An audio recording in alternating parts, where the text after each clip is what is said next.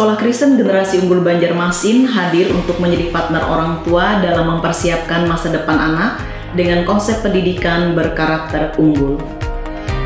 Visi misinya luar biasa yang saya dapatkan untuk anak-anak di sini, dan terbukti setelah 6 bulan anak saya sekolah di sini, Sharon, ada banyak perubahan yang terjadi. Dari awalnya yang ya biasa suka bermain, sekarang jadi lebih bertanggung jawab, lebih banyak membaca firman, dan secara pelajaran dia lebih punya tanggung jawab, beda seperti sebelumnya. Sekarang kalau ada PR atau apa, dia selalu mau berusaha yang terbaik, menyelesaikan yang terbaik. Kalau saya mengajarkan sedikit yang nggak apa-apa, salah, dia nggak mau, dia maunya yang terbaik. Dan saya pikir itu suatu yang positif ya, memiliki rasa tanggung jawab untuk sesuatu yang excellent, yang sempurna. Dan satu hal yang paling signifikan yang boleh saya lihat adalah betapa dia saat ini semangat sekali untuk bisa baca Alkitab. Dan setiap malam dia akan selalu mengingatkan sebelum tidur untuk kita boleh baca Alkitab bersama-sama, merenungkan apa yang menjadi firman Tuhan pada hari itu. Dan setiap harinya dia akan cerita apa saja yang sudah dia pelajari di sekolah, apa yang dipelajari dengan misnya, bahkan apa yang dia sharing dengan teman-temannya di sekolah Genu. Di sekolah Genu juga bakat saya berkembang karena di sekolah Genu sering ada kegiatan-kegiatan yang sangat menarik seperti dance, menyanyi, main seruling. Di situ saya bisa lebih percaya diri untuk tampil. Dan di sekolah Genu juga mentor-mentornya itu sangat baik, dan teman-temannya itu mau berteman dengan siapa saja tanpa membeda-bedakan. Kemudian di sekolah Genu juga rasa kekeluargaannya sangat kuat karena di sekolah Genu satu sama lain itu saling menyayangi, tidak ada yang mau bertengkar.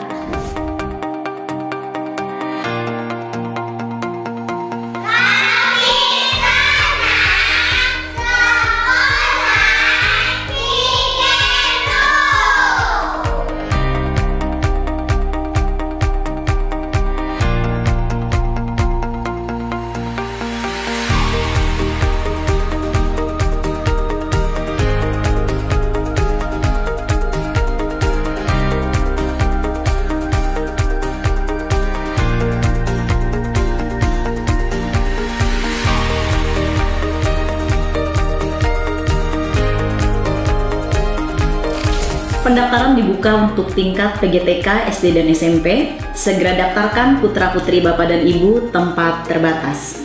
Untuk informasi lebih lanjut dapat menghubungi nomor telepon kami atau langsung ke kantor Sekolah Kristen Generasi Unggul Banjarmasin.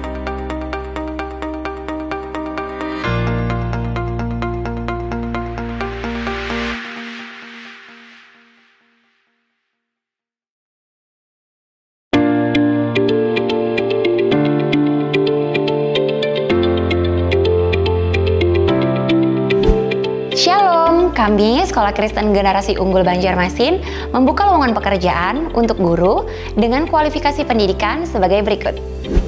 S1 PAUD, S1 PGSD, S1 Pendidikan PKN, S1 Pendidikan Bahasa Indonesia, S1 Pendidikan IPA, S1 Pendidikan Olahraga, dan S1 Pendidikan Seni. Dengan persyaratan beragama Kristen atau Katolik, berpengalaman mengajar, menguasai bahasa Inggris minimal pasif, usia maksimal 35 tahun, dan mengasihi serta mencintai anak-anak. CV dan lamaran dapat dikirim ke sdtkgenubjm@gmail.com atau langsung diantar ke kantor sekolah Generasi Unggul Banjarmasin pada hari dan jam kerja. Untuk informasi lebih lanjut dapat menghubungi saya sendiri di nomor 0815 5892 1043. Tuhan Yesus memberkati.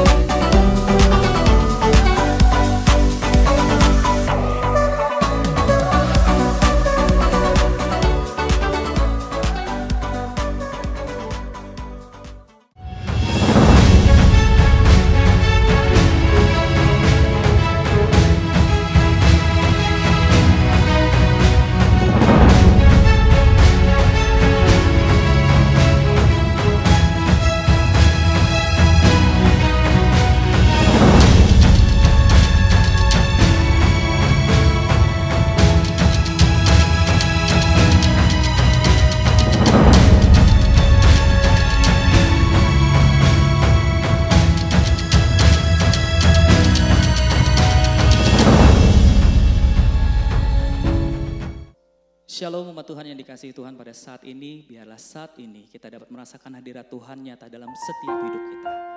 Mari sebelum kita ingin memasuki hadirat Tuhan, biarlah saat ini kita ingin bersatu di dalam doa. Bapa yang baik, kami bersyukur dan berterima kasih buat kasih-Mu yang sangat luar biasa dalam pengiringan hidup kami Tuhan. Saat ini Tuhan, biarlah Tuhan, Kau jamah setiap hidup kami Tuhan. Biarlah lebih dalam lagi Tuhan, kami dapat merasakan hadirat-Mu Tuhan. Jamah setiap hidup kami, urapi kami. Biarlah segala pujian penyembahan yang terbaik yang kami miliki, itu menjadi persembahan yang harum di hadapan Engkau Yesus. Terima kasih Bapa, terima kasih Roh Kudus. Kami siap memuji nama Engkau, kami siap menyembah nama Engkau, hanya di dalam nama Tuhan Yesus. Mari bersama katakan amin. Berikan sorak-sorai yang dahsyat buat Tuhan kita, haleluya. Yes, Tuhan memberikan kuasa yang dahsyat buat kita semua.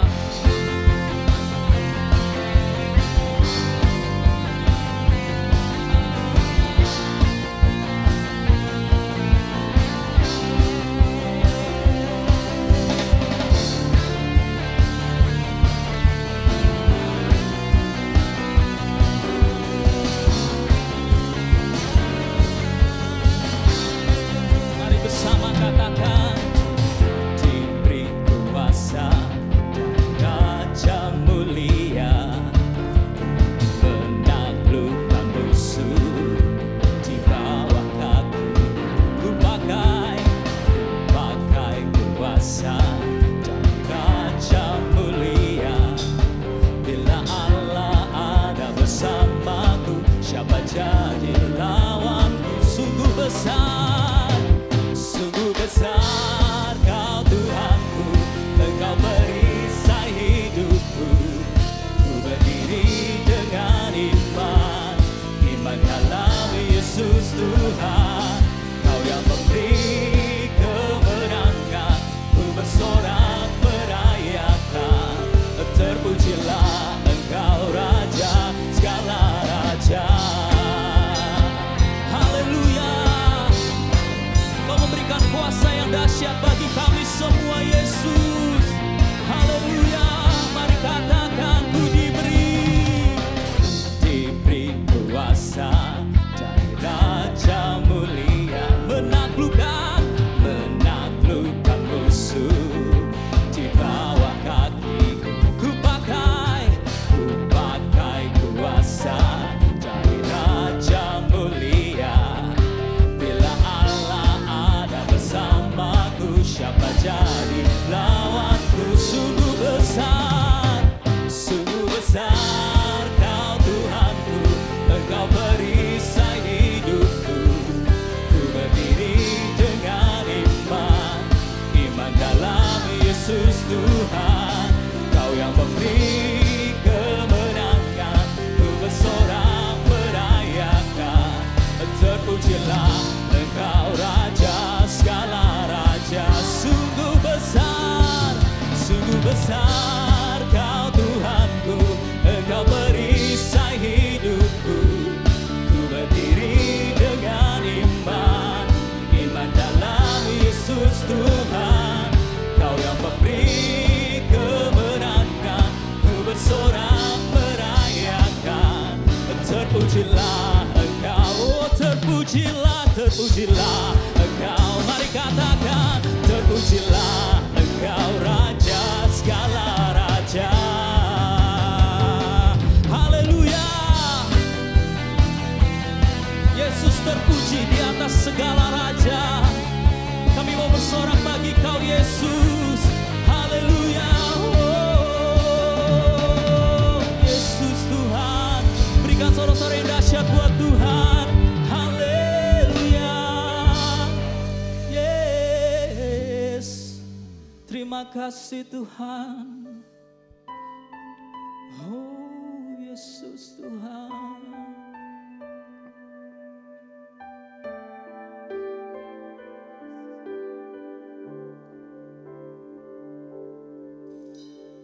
Meskipun tak ku mengerti apa yang ku alami,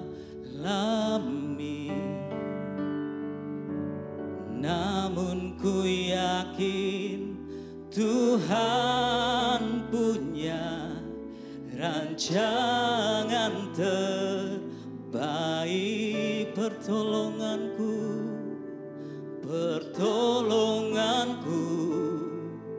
datang darimu, Yesus yang ku percaya.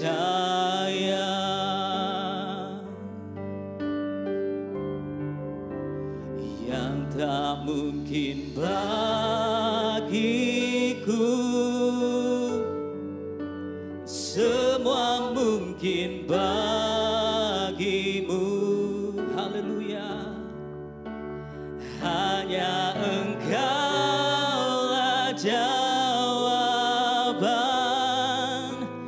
hidupku. Haleluya Yesus, yang tak pernah kulihat dan tak pernah kupikirkan. Itu yang Kau sediakan bagiku.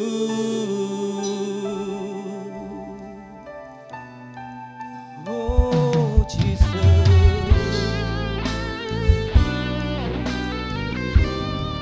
mari katakan, meskipun tak ku mengerti apa yang ku alami, apa yang ku alami,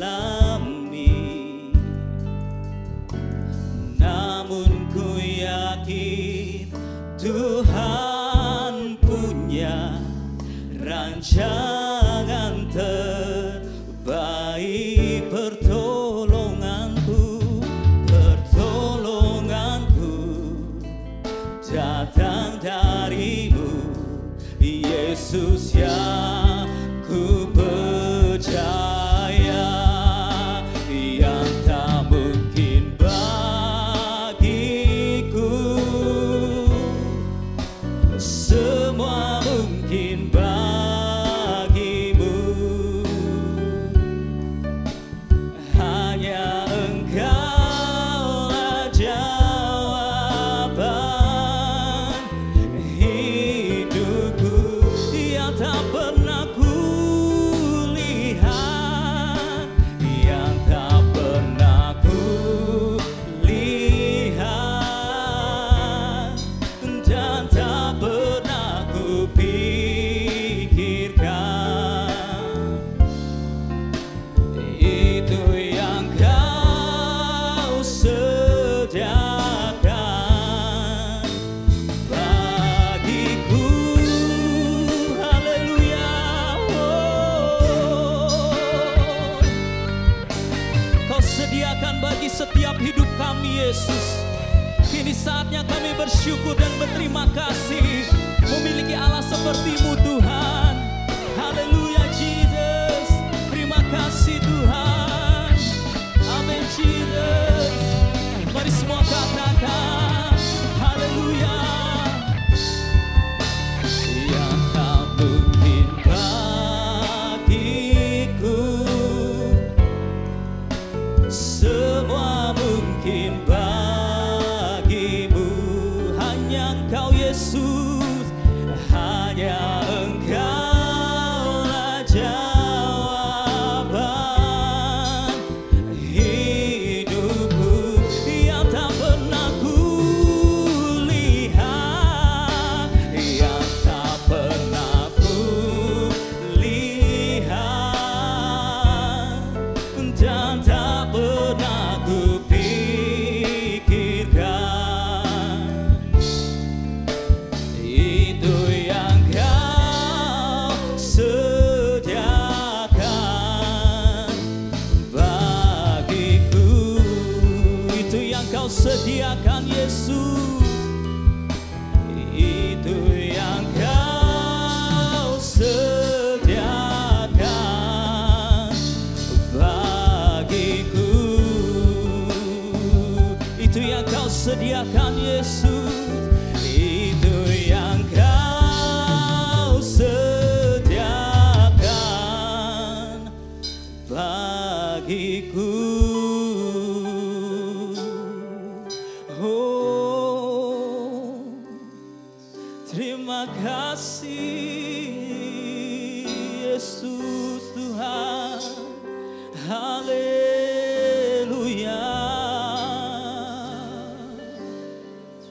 Kaulah jawaban hidup kami Yesus Tuhan. Oh Yesus, yeah.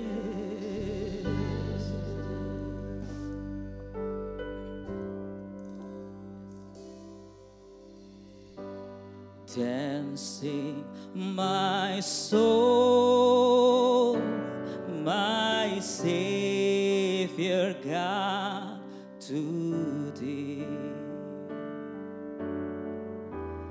How great Thou art, how great Thou art. Dancing my soul, my Savior God, to Thee. How great Thou art, how great Thou art. Dancing my soul, dancing my soul, my Savior God, to Thee. How great Jesus, how great Thou art. How great Jesus, how great Thou art. Dancing my soul. Yes, Lord.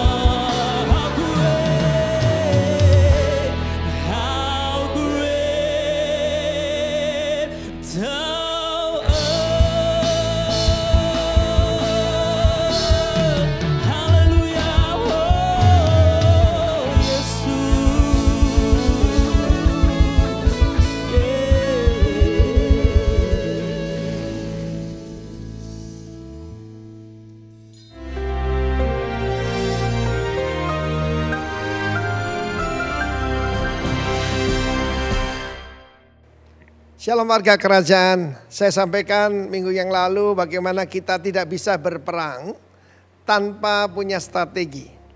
Maka di dalam Yosua pasal 2, bagaimana Yosua sebagai pemimpin, sebagai jenderal mengirim 2 orang mata-mata, 2 orang spy untuk menyelundup masuk ke Jericho. Tembok dari Jericho itu luar biasa karena lapis 2 dan miring dan tingginya menurut para arkeolog 25 meter. Artinya nggak bisa tertembusi kan? Tetapi sampai dengan hari ini tidak ada secret agent, bukan James Bond yang cuma fiksi itu, ataupun CIA, KGB yang bisa menandingi Mossad. Demikian juga the power untuk good planning ini penting. Kenalilah keadaanmu. Kenali dirimu, kenalilah Tuhanmu, dan kenalilah musuhmu. Sun Tzu, seorang ahli strategi Cina berkata, kalau kamu tidak mengenali gunung-gunung, rawa-rawa, lembah-lembah, daripada tempat kamu berperang, kamu siap untuk kalah. Demikian juga apa yang kita hadapi sekarang belum apa-apa. Ini baru musim gugur. Di depan kita masih ada musim dingin yang lebih berat. Karena itu hanya umat Tuhan yang akan keluar berkemenangan. Di dalam Yosua pasal kedua itu ada seorang tokoh yang sangat menarik. Alkitab mengatakan dalam Ibrani 11:31, karena iman maka Rahab perempuan sundal itu tidak turut binasa bersama-sama dengan orang-orang yang durhaka. Ya. Karena apa? Ada alasannya. Karena ia menyambut pengintai-pengintai itu, para spies yang 2 orang itu dengan baik. Baik ini di sini Irene, dengan shalom. Karena itu saya mau katakan the power of the right association. Kelihatannya dia yaitu dianggap pengkhianat mungkin oleh bangsanya. Dia memberikan insight, bahkan dia memberitahu apa yang dialami oleh bangsa mereka. Ketika kami mendengar bagaimana Allahmu membuka laut Teberau, membelah sungai Yordan, menghancurkan musuh-musuhmu yang jauh lebih besar. Bahkan itu ada Sihon dan Og, raksasa-raksasa, raja-raja Amori. Itu kamu bantai semua. Maka semangat kami sudah hilang. Hati kami meleleh dan spirit kami, semangat kami sudah nggak ada. Ini kabar yang sangat baik. The power of the right association. Saya sudah katakan berulang-ulang, ada yang lebih berbahaya daripada virus COVID-19. Anda akan melihat luar biasa kesaksian dari Bapak Pendeta Roni. Bagaimana dia diselamatkan daripada terdampak virus corona yang sangat berat. Itu bukti bahwa kuasa Tuhan itu tetap ada. Dan saya percaya nanti dia akan menulis buku tentang the healing worship. Puji nama Tuhan. Yang saya mau sampaikan kepada Anda, dengan siapa Anda bergaul, Anda menjadi seperti itu. Karena kita tahu ada pepatah berkata burung terbang dengan yang sama bulunya. Kita bergaul dengan orang yang cocok dengan kita. Pastikan kau bergaul dengan orang-orang benar.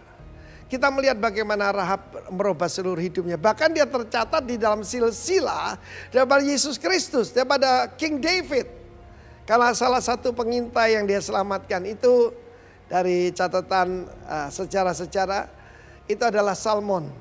Salah seorang pemimpin dari suku Yehuda yang dia terima dengan Irene, dengan shalom itu. Karena itu the power of the right association. Bergaullah dengan orang-orang benar. Jangan bergaul dengan pendusta, pembohong, dan juga orang-orang cabul. Rahab merubah nasibnya. God bless you, warga kerajaan. Amin. Puji Tuhan. Sebelum kita dengarkan firman Tuhan, mari kita berdoa terlebih dahulu. Bapa di surga, di dalam nama Yesus Kristus Tuhan, kami bersyukur untuk hari ini. Kami bersyukur untuk kebaikan-Mu, bersyukur untuk kemurahan-Mu. Kami boleh ada sebagaimana kami ada. Saat ini kami mau mendengarkan firman-Mu Tuhan. Urapi firman-Mu, urapi hamba-Mu ya Tuhan. Biar apa yang hamba-Mu sampaikan seturut dengan kehendak-Mu dan nama-Mu dipermuliakan. Terima kasih Tuhan, kami siap untuk mendengarkan firman-Mu. Di dalam nama Yesus Kristus Tuhan kami berdoa. Haleluya. Amin. Kekasih Tuhan, saya akan bacakan firman Tuhan di dalam Matius pasal 5 ayat 43 sampai ayat yang ke-48. Nah, minggu yang lalu kita juga berbicara dan mengambil ayatnya yang sama. Tetapi itu baru poin yang pertama. Sekarang kita akan masuk poin yang kedua. Tetapi bagi Anda yang baru bergabung dengan kita hari ini, saya akan bacakan ayatnya. Paling tidak ada gambaran yang saya akan review pada untuk yang minggu yang lalu, untuk paling tidak saudara bisa mengikuti khotbah pada hari ini. Injil Matius pasal 5 ayat 43 sampai dengan ayat yang ke-48. Kamu telah mendengar firman, kasihilah sesamamu manusia dan bencilah musuhmu. Tetapi aku berkata kepadamu, kasihilah musuhmu dan berdoalah bagi mereka yang menganiaya kamu. Karena dengan demikianlah kamu menjadi anak-anak Bapamu yang di sorga, yang menerbitkan matahari bagi orang yang jahat dan orang yang baik, dan menurunkan hujan bagi orang yang benar dan orang yang tidak benar. Apabila kamu mengasihi orang yang mengasihi kamu, apakah upahmu? Bukankah pemungut cukai juga berbuat demikian? Dan apabila kamu hanya memberi salam kepada saudara-saudaramu saja, apakah lebihnya daripada perbuatan orang lain? Bukankah orang yang tidak mengenal Allah pun berbuat demikian?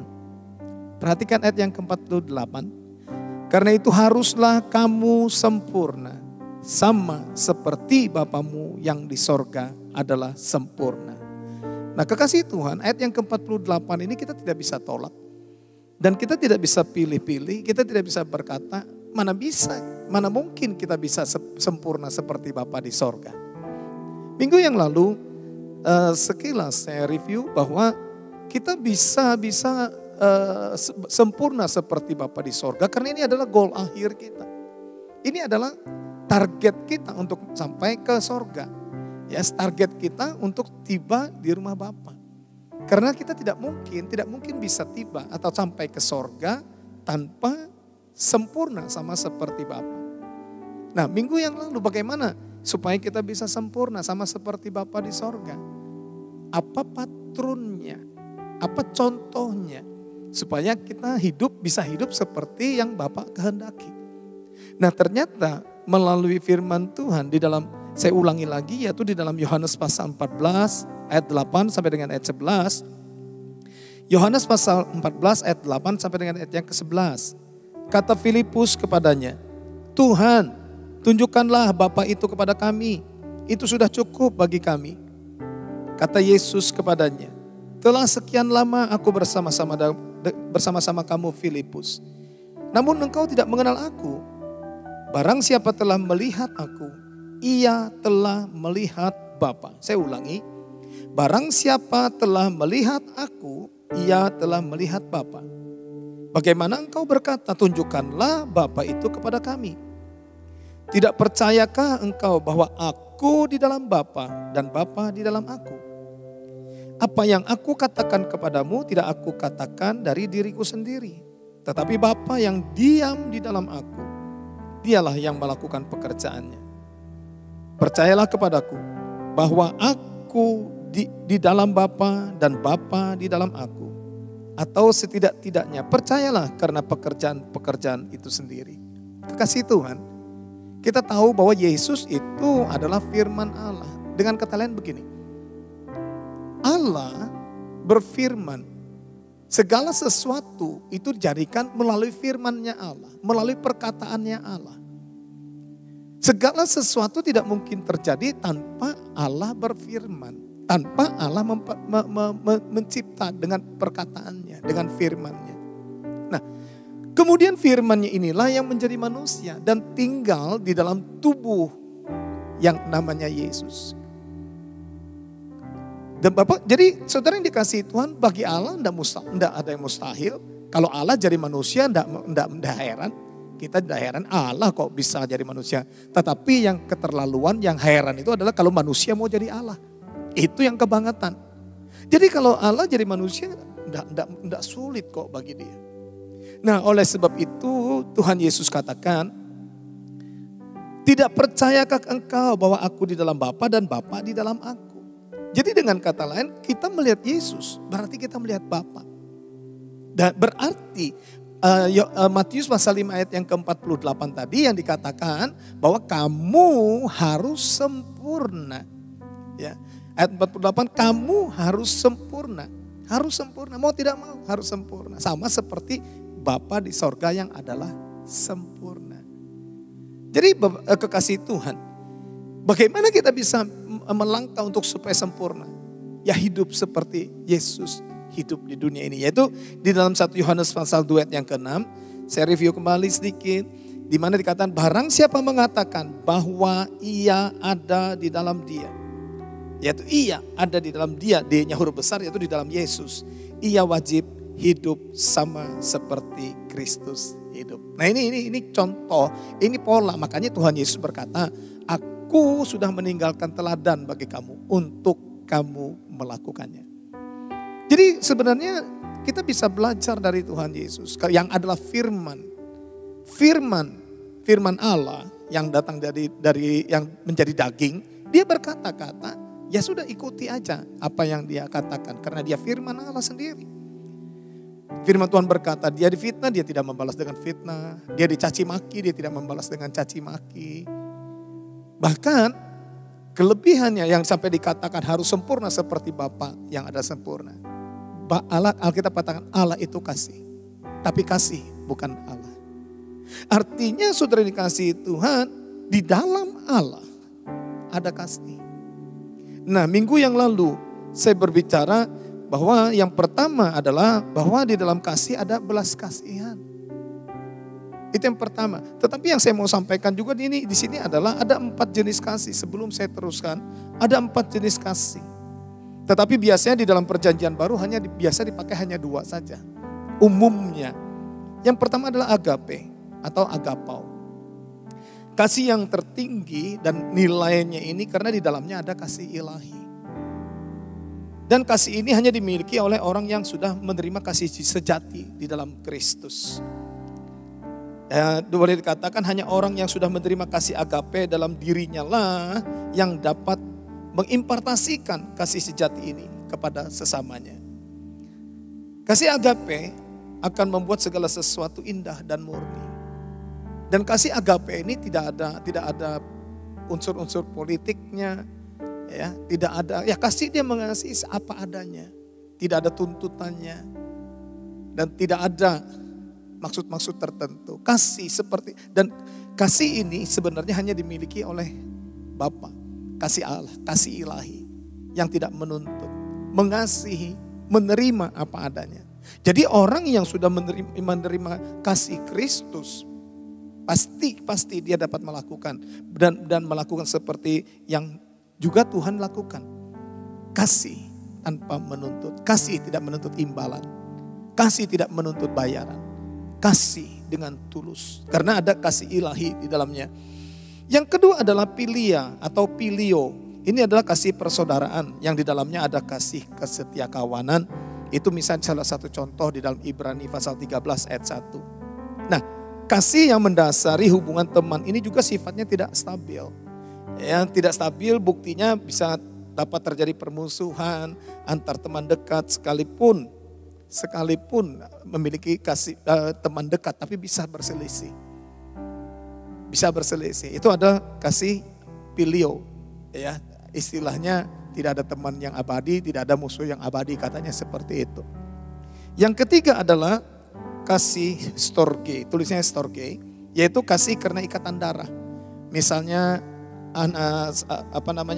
antara ibu dengan anak, antara anak dengan ayah dan ikatan darah lainnya, ikatan kasih yang mirip dengan pilia atau pilio. Nah, yang terakhir ini adalah yang jarang dipakai adalah kasih eros. Sebenarnya dalam bahasa Yunani-nya atau tulisan Yunani-nya adalah eran. Ya, dalam kata bendanya adalah eran. Tetapi entah bagaimana ditulis eros. Nah, ini adalah kasih birahi ya yang sangat tidak stabil dan mudah berubah tergantung suasana hati. Biasanya kasih ini adalah kasih lawan jenis, ya, ketertarikan yang di dalamnya ada unsur birahi.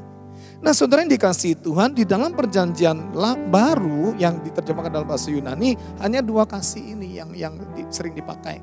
Yaitu kasih agape, kasih ilahi, dan juga kasih philia atau filio. Kasih yang ada ikatan darahnya. Nah kita sudah berbicara minggu yang lalu, yaitu bahwa di dalam kasih ada belas kasihan. Yaitu saya tidak dapat bayangkan kalau Bapa itu tidak memiliki kasih, tidak memiliki belas kasihan. Tidak mungkin dia akan kirimkan Yesus Kristus untuk menggantikan hukumanmu dan hukumanku, saudara. Maka setiap kita lah yang akan membayar, setiap kita lah yang akan bertanggung jawab atas dosa-dosa dan pelanggaran kita. Dan kita tidak bisa menebus dosa-dosa kita sendiri. Dengan apapun, dengan usaha segala kekuatan kita tidak mungkin kita dapat membayar utang dosa itu.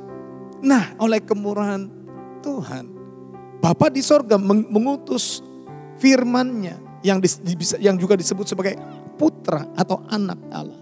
Bukan Allah beranak. Yang beranak atau yang melahirkan itu adalah Maria. Ya, yang melahirkan adalah Maria. Allah tidak beranak. Tetapi firman yang menjadi manusia, yang dilahirkan, di mana Allah meminjam rahim seorang perempuan, seorang perawan yang bernama Maria. Jadi Bapak Ibu Saudara sekalian dikasihi oleh Tuhan Yesus Kristus, maka melalui firman yang menjadi manusia inilah yang menggantikan hukuman saudara dan saya. Kalau tidak saudaraku, saudara dan saya lah yang ada di salib itu. Kitalah yang mengalami siksaan, penderitaan, bahkan sampai binasa kekal selama-lamanya. Itu sebabnya kita patut bersyukur kepada Tuhan. Nah, seterusnya di dalam kasih, kalau yang pertama minggu yang lalu kita berbicara di dalam kasih. Di dalam kasih ada belas kasihan. Belas kasihan kepada orang berdosa, belas kasihan kepada orang yang kekurangan, belas kasihan kepada orang yang tidak memiliki pengharapan. Dan yang kedua adalah di dalam kasih itu tidak ada kebencian. Kalau saudara berkata bahwa saudara percaya kepada Yesus, tetapi masih memiliki hati yang benci, dendam, marah, tidak bisa mengampuni, berarti saudara itu patut dipertanyakan. Apakah saudara sudah menerima kasih Kristus? Apakah saudara sudah ada di dalam Yesus? Karena Alkitab mencatat, barang siapa ada di dalam Kristus, dia menjadi ciptaan yang baru. Yang lama sudah berlalu, yang baru sudah datang. Apa yang lama? Kepahitan, kebencian, kemarahan. Ya, itu yang manusia lama kita. Tapi begitu kita ada di dalam Yesus, kita menerima Dia sebagai Tuhan dan Juru Selamat kita, maka kita pun melepaskan pengampunan. Seperti Dia melupakan kesalahan kita. Seperti Dia tidak mengingat-ingat lagi masa lalu kita. Seperti Dia tidak mengingat-ingat lagi kejahatan kita. Harusnya kita juga seperti itu dengan sesama kita.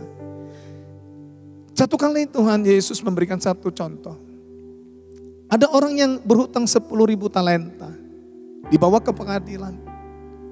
Pada waktu dihadapkan dengan hakim. Orang itu berkata, aku tidak bisa bayar. Ya, jadi memang sekalipun seluruh hartanya dia miliki, dia tidak bisa bayar. Nah, hakim ini bermurah hati. Dia berkata, sudahlah, kamu tidak bisa bayar, oke sudah.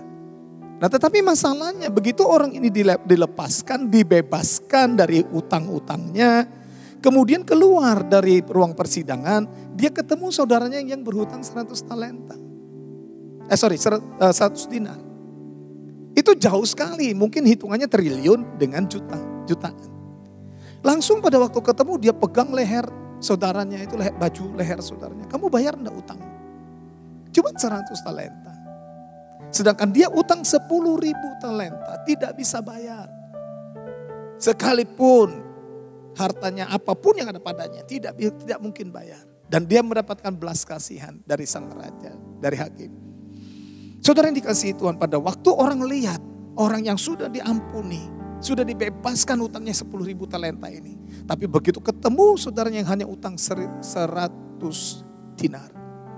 Dia pegang leher baju dan minta diganti, minta dibayar. Dilapor kepada raja. Pada waktu dilapor dan raja menerima pengaduan seperti ini. Raja berkata, panggil orang itu. Masukkan kembali ke penjara. Biar dia berhadapan dengan Algojo.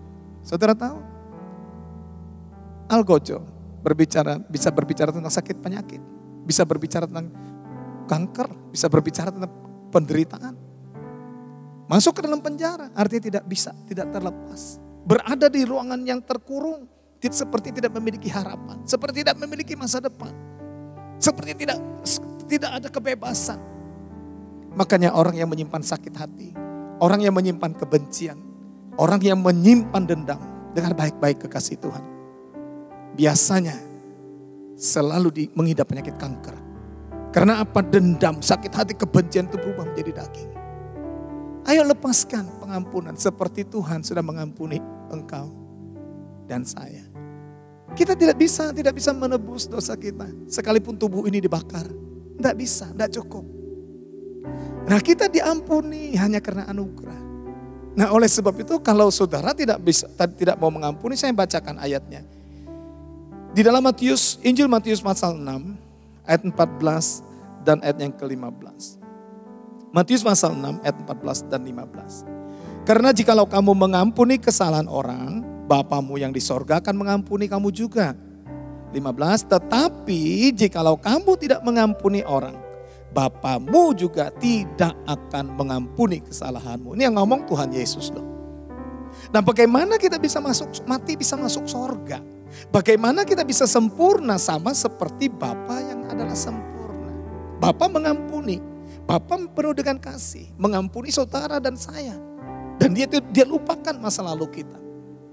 Sehitam kain kesumba atau sehitam kirmisi, dia sucikan seperti bulu domba. Dan kalau kita dengan dosa kita yang sudah diampuni oleh Tuhan, kenapa kita tidak bisa mengampuni orang lain? Dengar kekasih Tuhan. Ini sering saya pakai di dalam ilustrasi di khotbah di hari Minggu di gereja. Untuk 1 jiwa orang gila di Gadara, Tuhan tukar dengan 2.000 ekor babi. Hitung aja 2.000 ekor babi. Berapa harga babi 1 kilo? Berapa berat babi yang dipotong? Harga babi 1 ekor, misalnya aja 7 juta yang sudah siap dipotong. Kali 2.000, 14 miliar harga nilainya jiwa orang gila. Tuhan tidak sayang. Tetapi untuk menyelamatkan jiwa seisi dunia, bukan babi yang dia korbankan. Bukan darah domba yang dia korbankan. Tetapi nyawanya sendiri. Nyawanya sendiri. Karena dia mengasihi engkau. Dia mengasihi saya. Nah, siapa sih kita? Tuhan aja mau mengampuni. Tuhan aja mau melupakan. Tuhan aja mau membebaskan kita dari belenggu dosa. Masa kita tidak bisa mengampuni sesama kita? Kalau engkau masih menyimpan kepahitan, engkau masih menyimpan kebencian, dengar baik-baik. Hidupmu tidak akan damai, hidupmu tidak akan tenang. Bahkan di dunia menderita, mati masuk neraka. Karena firman Tuhan berkata, kalau kamu tidak mengampuni orang, Bapamu juga tidak akan mengampuni kesalahanmu. Bisa masuk surga, saudara? Pasti tidak mungkin. Oleh sebab itu mumpung Anda masih hidup, kalau Anda yang menyaksikan tayangan ini, kalau Anda menyaksikan ibadah online ini, kalau saudara masih bernafas, mumpung masih hidup, karena tidak tahu besok saudara masih hidup enggak. Kalau Anda masih menyimpan kepahitan, menyimpan kebencian, kalau orang itu masih ada, telepon dia, bereskan. Karena kita tidak tahu saudaraku besok masih hidup enggak. Apalagi di saat-saat seperti ini virus corona. Ya, tapi jangan sampai kita tinggalkan dunia ini dengan menyimpan kebencian, dengan menyimpan kepahitan. Hati-hati saudara, dan lepaskan cepat. Kalau orang itu masih bisa dihubungi, telepon dia, minta maaf, berdamai. Tidak ada gunanya menyimpan sampah, itu sampah saudaraku. Sampah. Saya baca di dalam 1 Korintus pasal 13, ayat yang pertama sampai dengan ayat yang ke-8. 1 Korintus pasal 13, ayat yang pertama sampai ayat yang ke-8. Sekalipun aku dapat berkata-kata dengan semua bahasa manusia dan bahasa malaikat, tetapi jika aku tidak mempunyai kasih, aku sama dengan gong yang berkumandang dan canang yang gemerincing. Sekalipun aku mempunyai karunia untuk bernubuat dan berkata, sekalipun, Ayat yang kedua, sekalipun aku mempunyai karunia untuk bernubuat dan aku mengetahui segala rahasia dan memiliki seluruh pengetahuan. Dan sekalipun aku memiliki iman yang sempurna untuk memindahkan gunung. Tetapi jika aku tidak mempunyai kasih, aku sama sekali tidak berguna. Dan sekalipun aku membagi-bagikan segala sesuatu yang ada padaku, bahkan menyerahkan tubuhku untuk dibakar. Tetapi jika aku tidak mempunyai kasih, sedikit pun tidak ada faedahnya bagiku. Kasih itu sabar, kasih itu murah hati, ia tidak cemburu, ia tidak memegahkan diri dan tidak sombong. Ia tidak melakukan yang tidak sopan dan tidak mencari keuntungan diri sendiri. Ia tidak pemarah dan tidak menyimpan kesalahan orang lain. Ia tidak bersukacita karena ketidakadilan, tetapi ia bersukacita karena kebenaran. Ia menutupi segala sesuatu, percaya segala sesuatu, mengharapkan segala sesuatu, sabar menanggung segala sesuatu. Kasih tidak berkesudahan, nubuat akan berakhir, bahasa roh akan berhenti, pengetahuan akan lenyap.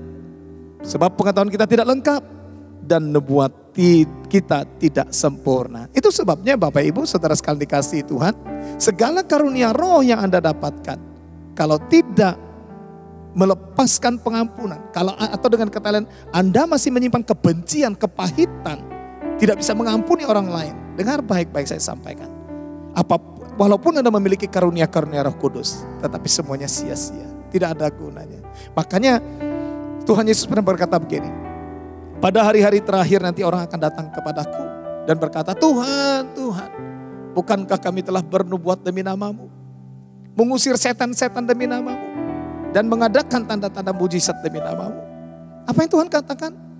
Enyahlah dari hadapanku kamu semua pembuat kejahatan. Lihat, kamu pembuat kejahatan. Aku tidak pernah mengenal kamu. Lo sudah bernubuat, lo sudah melakukan mujizat, sudah mengusir setan-setan, tetapi tragis, Tuhan tidak pernah mengenal engkau. Itu sebabnya Bapak Ibu Saudara sekalian dikasihi Tuhan, kita jangan bangga dulu kalau kita sudah bernubuat. Jangan bangga dulu kalau kita sudah bisa berbahasa roh. Jangan bangga dulu kalau kita sudah bisa melakukan tanda-tanda ajaib. Miliki kasih yang daripada Bapa. Kasih ukurnya bukan duit. Bukan. Jangan sampai kita juga dimanfaatkan. Katanya kasih. Ya, katanya kasih. Ya kalau utang bayar. Jangan sampai kadang-kadang kalau pada waktu kita tagih, kemudian katanya kasih, mana kasihnya kok nagihnya keras-kerasan. Beda dong utang dengan minta, beda. Kalau utang ya harus bayar. Ya, ini penting sekali. Nah, jadi oleh sebab itu saudara yang dikasihi Tuhan, tidak ada gunanya karunia sekalipun yang kita dapatkan, karunia Roh Kudus, kalau kita masih menyimpan kepahitan dan kebencian. Seringkali orang berpikir, itu biasa, nggak masalah. Dengar baik-baik. Kalau saudara menyimpan kebencian, kepahitan kepada seseorang, itu sebagai pembunuh loh. Ya, saya bacakan di dalam 1 Yohanes pasalnya yang kedua. 1 Yohanes pasal 2 ayat 9 sampai dengan ayatnya yang ke-11. 1 Yohanes pasal 2 ayat 9 sampai dengan ayatnya yang ke-11 yang berbunyi. 1 Korintus pasal 2. Ayat 9 sampai 11. Barang siapa berkata bahwa ia berada di dalam terang, tetapi ia membenci saudaranya, ia berada di dalam kegelapan sampai sekarang. Perhatikan ayat yang ke-10. Barang siapa mengasihi saudaranya, ia tetap berada dalam terang dan di dalam dia tidak ada penyesatan. 11. Tetapi barang siapa membenci saudaranya, ia berada di dalam kegelapan. Lihat saudara, ayat 11. Barang siapa membenci saudaranya, ia berada di dalam kegelapan dan hidup di dalam kegelapan. Dan orang yang hidup dalam kegelapan ini, lihat saudaraku, ia tidak tahu kemana ia pergi, karena kegelapan itu telah membutakan matanya. Mungkin orang yang memiliki sakit hati, kebencian ini ke gereja, ya rajin ke gereja, tetapi buta, tidak melihat kebenaran, hanya rutinitas.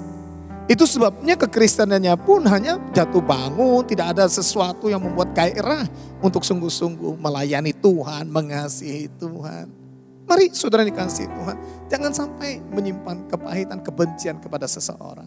Siapapun juga, terhadap orang tua, terhadap mertua, terhadap mantu, terhadap teman sepelayanan, bersihkan hatimu. Bersihkan. Kalau engkau masih menyimpan kepahitan, kebencian, saya mau kasih tahu, sorga hanyalah impian. Belum lagi Anda hidup di dunia penuh dengan penderitaan, menyimpan kepahitan, menyimpan kebencian, menyimpan kemarahan, dendam. Yang datang dan menghampiri Anda adalah sakit penyakit. Rugi saudaraku, hidup di dunia menderita, mati masuk neraka lagi, rugi. Satu ayat di dalam 1 Yohanes pasal 3. Ayat yang ke-15. 1 Yohanes pasal 3, ayat yang ke-15. 1 Yohanes pasal 3, ayat 15. Setiap orang yang membenci saudaranya adalah seorang pembunuh manusia. Dan kamu tahu bahwa tidak ada seorang pembunuh yang tetap memiliki hidup yang kekal di dalam dirinya. Membunuh seseorang bukan hanya pakai pistol, bukan hanya pakai senjata tajam, bukan hanya pakai samurai, bukan hanya pakai benda-benda tajam.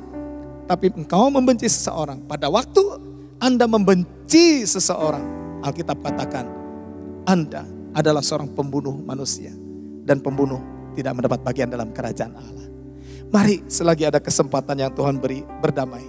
Kita tidak tahu berapa lama kita hidup di dunia ini. Besok masih hidup, kita tidak tahu juga. Jangankan besok, 1 menit aja ke depan kita tidak tahu masih hidup enggak. Apalagi di saat-saat pandemi seperti ini. Apalagi saat-saat seperti COVID-19. Ayo benahi hidup kita. Ayo kita berdoa, ayo serahkan hidup kita kepada Tuhan. Minta ampun kepada Tuhan. Kalau Anda tidak masih menyimpan kepahitan dan Anda tidak kuat untuk membereskannya, minta kekuatan dari Tuhan. Tuhan, aku disakiti, aku dibuat luka hatiku, Tuhan berat, aku tidak bisa mengampuni. Minta kepada Tuhan. Tuhan aja bisa mengampuni kita. Minta, Tuhan kuatkan aku, mampukan aku untuk melepaskan pengampunan terhadap orang yang menyakiti hatiku. Terhadap orang yang membuat aku terluka. Kasih, kalau kita memiliki kasih Kristus. Yang pertama ada berbelas kasihan. Yang kedua, kasih itu tidak menyimpan dendam. Ya, tidak menyimpan kepahitan. Tidak menyimpan kebencian. Kiranya Tuhan memberkati saudara sekalian. Amin. Sebelum kita masuk dalam perjamuan kudus, kita naikkan dulu satu pujian.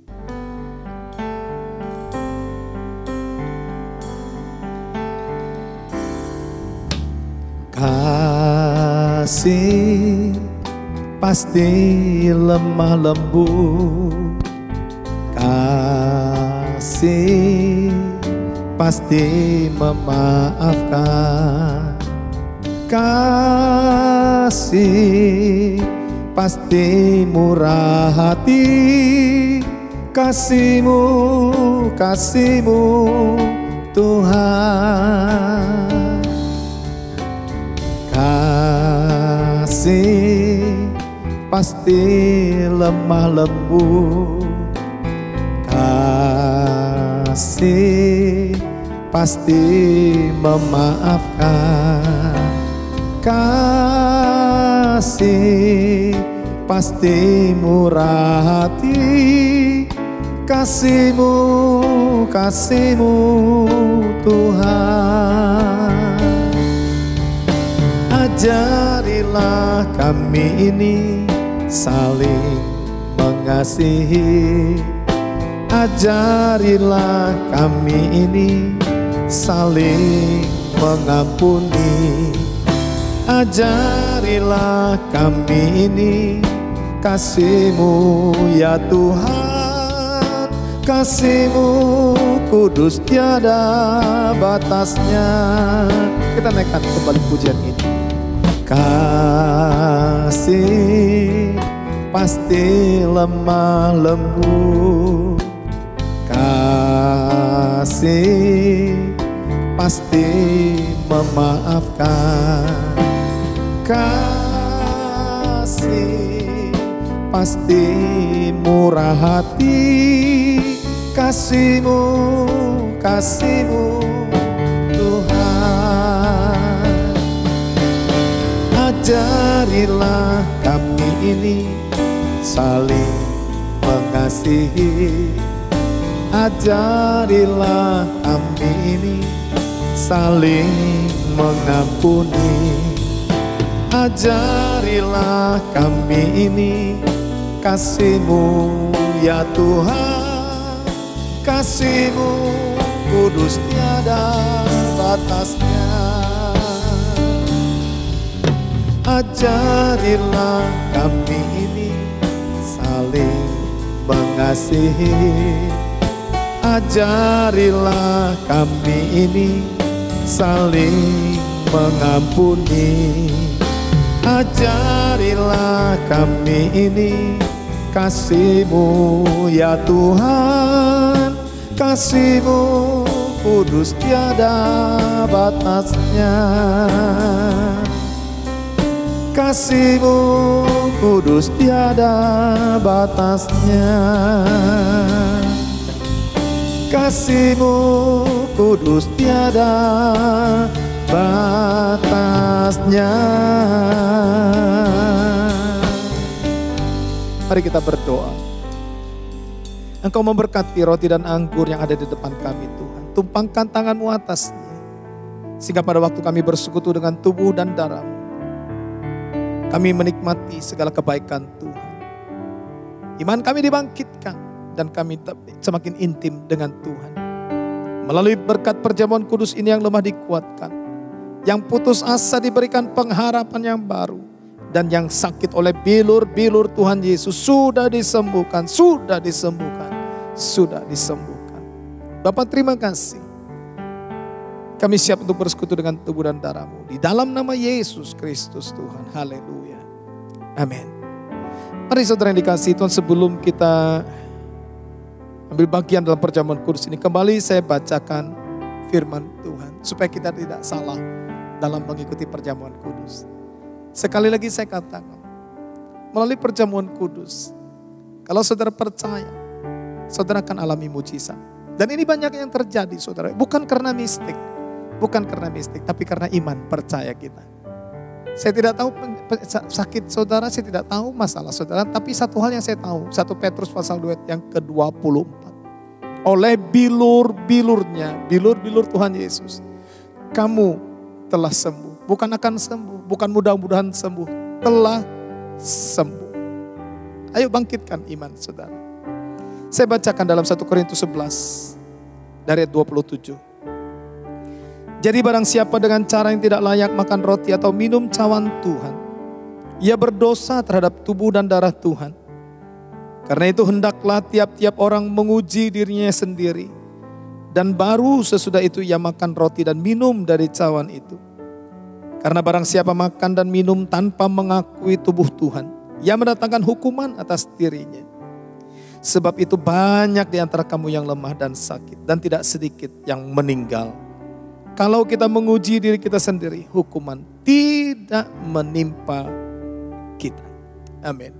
Siapkan hati kita. Mari, angkat roti yang sudah diberkati oleh Tuhan dengan tangan kanan kita lebih tinggi dari kepala kita. Roti yang melambangkan tubuh Kristus. Tubuh yang terpecah-pecah. Darah bercampur dengan air keluar dari tubuh itu karena cambukan, siksaan, penderitaan yang dialaminya. Bukan karena kesalahannya, bukan karena dosa dan pelanggarannya, tapi karena dosa dan pelanggaran kitalah yang ditanggungnya. Bahkan dia rela mati tergantung di atas kayu salib dengan penderitaan yang luar biasa. Dia berkata, sudah genap, sudah selesai. Itu sebabnya saudara yang dikasih oleh Tuhan Yesus melalui kematiannya. Maka saudara dan saya, kita akan mendapat bagian dalam kerajaannya yang tidak tergoncangkan. Bukankah roti yang melambangkan tubuh Kristus, ini adalah persekutuan dengan tubuh Kristus. Haleluya. Amin. Makan dalam nama Tuhan Yesus Kristus.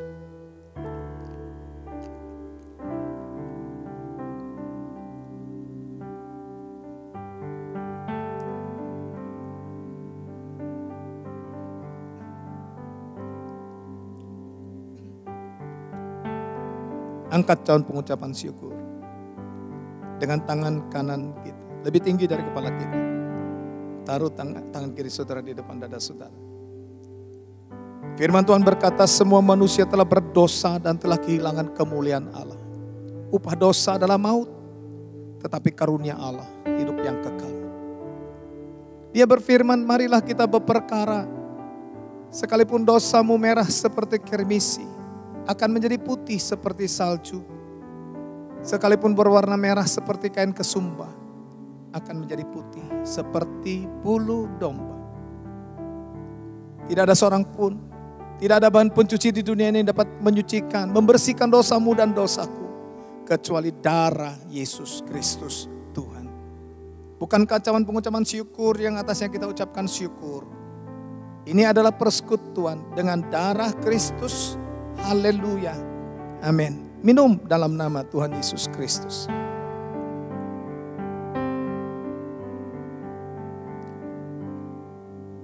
Kita kembali naikkan pujian tadi. Haleluya. Ajarilah kami ini saling mengasihi. Ajarilah kami ini saling mengampuni. Ajarilah kami ini kasih-Mu ya Tuhan. Kasih-Mu kudus tiada batasnya. Ajarilah kami ini saling mengasihi. Ajarilah kami ini saling mengampuni. Ajarilah kami ini kasih-Mu ya Tuhan. Kasih-Mu kudus tiada batasnya. Kasih-Mu kudus tiada batasnya. Kasih-Mu kudus tiada batasnya.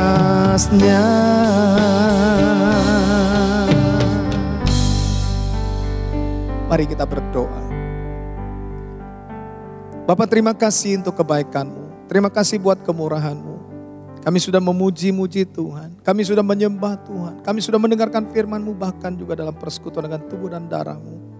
Kami percaya setiap kami sudah diberkati oleh Tuhan. Yang lemah sudah dikuatkan, yang putus asa Tuhan berikan pengharapan yang baru. Bahkan yang sakit oleh bilur-bilur Tuhan Yesus sudah disembuhkan. Dalam nama Yesus Kristus Tuhan. Saat ini juga kami tetap bawa dalam doa bangsa dan negara kami ke dalam tangan Tuhan.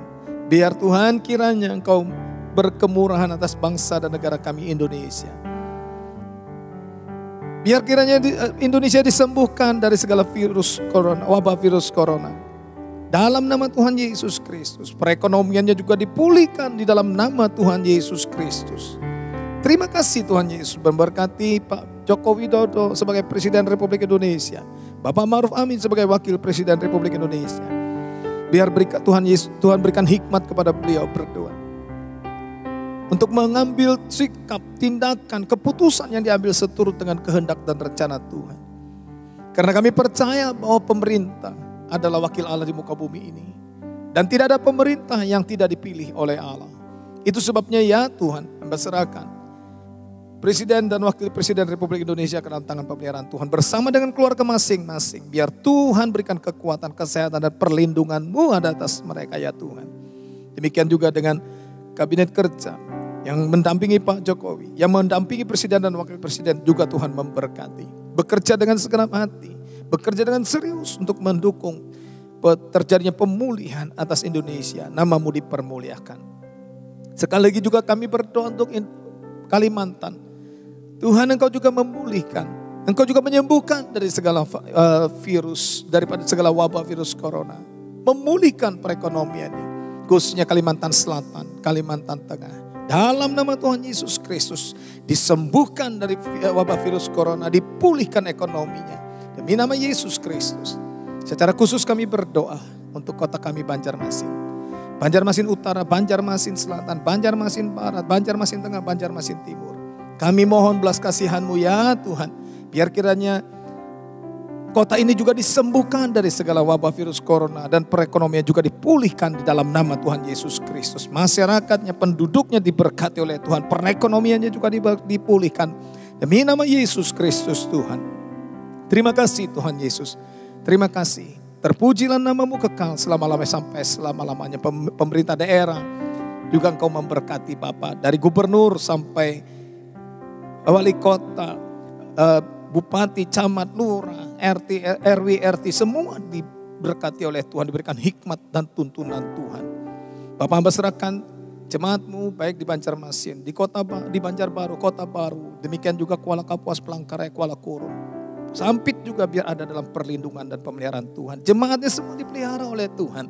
Tidak ada yang sakit, semuanya sehat dan dicukupkan segala keperluannya sehari-hari. Tidak ada yang kekurangan karena jemaat-Mu mengandalkan Tuhan di atas segala-galanya. Terima kasih Tuhan Yesus. Akhirnya kami akhiri ibadah kami hari ini. Dan sebelumnya biarlah kiranya Kau memberkati setiap kami ya Tuhan. Dengan berkat-berkat yang terbaik dari tempat-Nya Maha Tinggi. Tuhan curahkan, Tuhan limpahkan atas setiap kami. Sehingga dan saat ini kami siap untuk menerima berkat Allah dari tempat-Nya Maha Tinggi. Dengan mengangkat kedua tangan kami arahkan hati kami kepada Yesus Kristus Tuhan yang adalah sumber segala berkat. Saat ini kami siap untuk diberkati dan menerima berkat Allah dari tempat yang Maha Tinggi. Kekasih-kekasih Tuhan yang diberkati oleh Tuhan Yesus Kristus. Ibadah kita sudah selesai. Terimalah berkat daripada Allah Bapa, kasih sayang daripada Yesus Kristus Tuhan kita, serta persekutuan di dalam Roh-Nya yang kudus, yang senantiasa memimpin, menyertai, memelihara, melindungi dan memberkati saudara. Usaha pekerjaan saudara diberkati oleh Tuhan. Hidup rumah tangga saudara diberkati oleh Tuhan. Kesehatan saudara diberkati oleh Tuhan. Pelayanan saudara diberkati oleh Tuhan. Para suami diberkati oleh Tuhan. Para istri diberkati oleh Tuhan. Anak-anak juga diberkati oleh Tuhan. Demikian juga orang tua diberkati oleh Tuhan. Bahkan keturunan orang benar diberkati oleh Tuhan.